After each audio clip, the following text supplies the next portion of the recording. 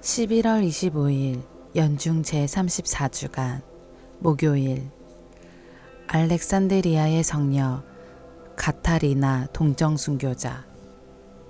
본기도. 주님, 믿는 이들의 마음을 일깨우시어 저희가 거룩한 구원의 열매를 풍성히 거두며 주님의 자비로 더욱 큰 은총을 받게 하소서. 성부와 성령과. 말씀의 초대. 다니엘은 아기로 그를 고발한 이들 때문에 사자굴에 던져지지만 하느님을 믿어 구원을 받고 고발한 이들은 죽음을 당한다. 예수님께서는 사람의 아들이 권능과 영광을 떨치며 구름을 타고 오는 것을 보게 될 것이라고 하신다. 제1독서. 하느님께서 천사를 보내시어 사자들의 입을 막으셨습니다. 다니엘 예언서의 말씀입니다. 그 무렵 사람들이 몰려와서 다니엘이 그의 하느님께 기도와 간청을 올리는 것을 발견하였다. 그래서 그들은 임금에게 다가가서 금령과 관련하여 말하였다. 임금님, 앞으로 30날 동안 임금님 말고 다른 어떤 신이나 사람에게 기도를 올리는 사람은 누구든지 사자굴에 던진다는 금령에 서명하지 않으셨습니까? 임금이 그것은 철회할 수 없는 메디아와 페르시아의 법에 따라 확실하오 하고 대답하자 그들이 다시 임금에게 말하였다. 임금님, 유다에서 온 유배자들 가운데 하나인 다니엘이 임금님께 경의를 표하지도 않고 임금님께서 서명하신 금령에도 경의를 표하지 않은 채 하루에 3번씩 기도를 올리고 있습니다. 임금은 이 말을 듣고 몹시 괴로웠다. 그는 다니엘을 살려내기로 결심하고 해가 질 때까지 그를 구하려고 노력하였다. 그러자 그 사람들이 임금에게 몰려가서 말하였다. 임금님, 임금이 세운 금령과 법령은 무엇이든 바꿀 수 없다는 것이 메디아와 페르시아의 법임을 알아두시기 바랍니다. 그리하여 임금이 분부를 내리자 사람들이 다니엘을 끌고 가서 사자굴에 던졌다. 그때의 임금이 다니엘에게 내가 성실히 섬기는 너의 하느님께서 너를 구해내시기를 빈다 하고 말하였다. 사람들이 돌 하나를 굴려다가 굴 어기를 막아놓자 임금은 자기의 인장 반지와 대신들의 인장 반지로 그곳을 봉인한 다음 다니엘에게 내린 어떠한 조치도 바꾸지 못하게 하였다. 그러고 나서 임금은 궁궐로 돌아가 단식하며 밤을 지냈다. 여자들도 자기 앞으로 들이지 못하게 하였다. 그는 뜬 눈으로 밤을 새웠다. 새벽에 날이 밝자마자 임금은 일어나 서둘러 사자굴로 갔다. 다니엘이 있는 굴에 가까이 이르러 그는 슬픈 목소리로 다니엘에게 외쳤다. 살아계신 하느님의 종 다니엘아, 내가 성실히 섬기는 너의 하느님께서 너를 사자들에게서 구해내실 수 있었느냐? 그러자 다니엘이 임금에게 대답하였다. 임금님, 만수무강하시기를 빕니다. 저의 하느님께서 천사를 보내시어 사자들의 입을 막으셨으므로 사자들이 저를 해치지 못하였습니다. 제가 그분 앞에서 무죄하다는 사실이 드러났기 때문입니다. 그리고 임금님, 저는 임금님께도 잘못을 저지르지 않았습니다. 임금은 몹시 기뻐하며 다니엘을 굴에서 끌어올리라고 분부하니 사람들이 그를 굴에서 끌어올렸다. 다니엘에게는 아무런 상처도 보이지 않았다. 그가 자기의 하느님을 믿었기 때문이다.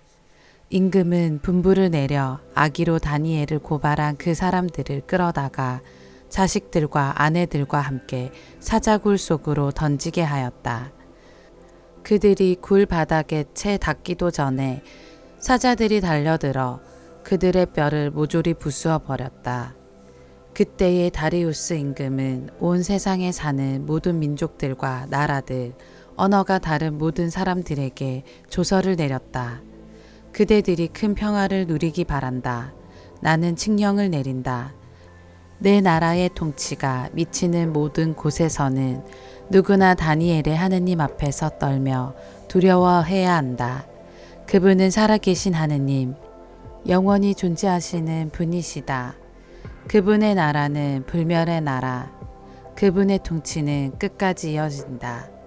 그분은 구해내시고 구원하시는 분, 하늘과 땅에서 표징과 기적을 일으키시는 분, 다니엘을 사자들의 손에서 구해내셨다. 주님의 말씀입니다. 하느님 감사합니다. 복음. 예루살렘은 다른 민족들의 시대가 다 찰 때까지 그들에게 짓밟힐 것이다. 루카가 전한 거룩한 복음입니다. 그때에 예수님께서 제자들에게 말씀하셨다. 예루살렘이 적군에게 포위된 것을 보거든 그곳이 황폐해질 때가 가까이 왔음을 알아라.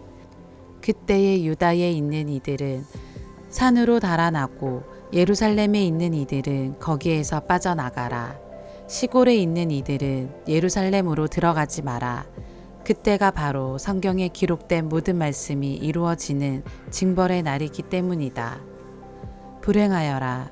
그 무렵에 임신한 여자들과 젖먹이가 딸린 여자들, 이 땅에 큰 재난이 이 백성에게 진노가 닥칠 것이기 때문이다. 사람들은 칼날에 쓰러지고 포로가 되어 모든 민족들에게 끌려갈 것이다. 그리고 예루살렘은 다른 민족들의 시대가 다 찰 때까지 그들에게 짓밟힐 것이다. 그리고 해와 달과 별들에는 표징들이 나타나고 땅에서는 바다와 거센 파도 소리에 자지러진 민족들이 공포에 휩싸일 것이다. 사람들은 세상에 닥쳐오는 것들에 대한 두려운 예감으로 까무러칠 것이다. 하늘의 세력들이 흔들릴 것이기 때문이다. 그때에 사람의 아들이 권능과 큰 영광을 떨치며 구름을 타고 오는 것을 사람들이 볼 것이다. 이러한 일들이 일어나기 시작하거든 허리를 펴고 머리를 들어라. 너희의 속량이 가까웠기 때문이다. 주님의 말씀입니다. 그리스도님 찬미합니다. 오늘의 묵상. 전신 마취를 하고 수술대에 올라본 경험이 있습니다. 수술복으로 갈아입고 침대에 누워 수술실로 이동하면서 정말 많은 생각이 들었습니다. 내가 할 수 있는 것이라고는 그냥 누워 있는 것밖에 없습니다. 여기에 누운 채로 눈을 뜨지 못한다면 대개 두려움이란 자신은 아무것도 할 수 없는 상태이고 다른 거대한 힘에 의하여 자신의 모든 것이 결정된다는 생각에서 찾아옵니다. 그 힘에 우리는 모든 것을 내맡겨야 합니다. 그런데 모든 것을 잃으면 사랑하는 사람도 만날 수 없고 내가 이루고 가지고 있는 모든 것이 사라진다는 생각이 감당할 수 없는 두려움으로 다가옵니다. 오늘 예수님께서는 세상의 마지막 날에 대한 두려움과 공포에 대하여 말씀하십니다. 유다인들에게 가장 소중했던 도시인 예루살렘의 멸망, 임신한 여자에게 가장 소중한 뱃속의 아이와 눈에 넣어도 아프지 않을 소중한 젖먹이 아이, 그 소중함을 더 이상 볼 수도 만질 수도 사랑할 수도 없다는 두려움이 닥쳐옵니다. 나약한 인간에게는 너무나도 거대한 자연의 힘이 이제까지 이루어 놓은 모든 것을 앗아가 버린다는 공포가 밀려옵니다. 아무것도 할 수 없습니다. 그 두려움을 온몸으로 맞이할 뿐입니다. 그런데 정말 할 수 있는 것이 아무것도 없을까요? 아닙니다. 마지막 순간일지라도 서로의 소중함을 느끼며 한 번이라도 더 바라볼 수 있습니다. 사랑한다고 고맙다고 말할 수 있습니다. 이제까지의 삶이 행복했다고 미안하다고 안아줄 수 있습니다. 우리는 이미 종말의 때를 살고 있습니다. 내일 당장 예수님께서 다시 오실지 모릅니다. 그러나 두려움 때문에 우리의 소중함을 깨닫는데 소홀하고 있지는 않은지 되돌아보아야 합니다. 또한 예수님께서 오셔서 행하시는 그 전능한 힘에 온몸을 맡겨야 합니다. 우리는 그것이 모든 것을 잃게 하는 힘이 아니라 다시 시작할 수 있게 하는 희망의 힘임을 믿고 살아가는 신앙인이기 때문입니다. 지금의 소중함을 잊지 마십시오. 아멘.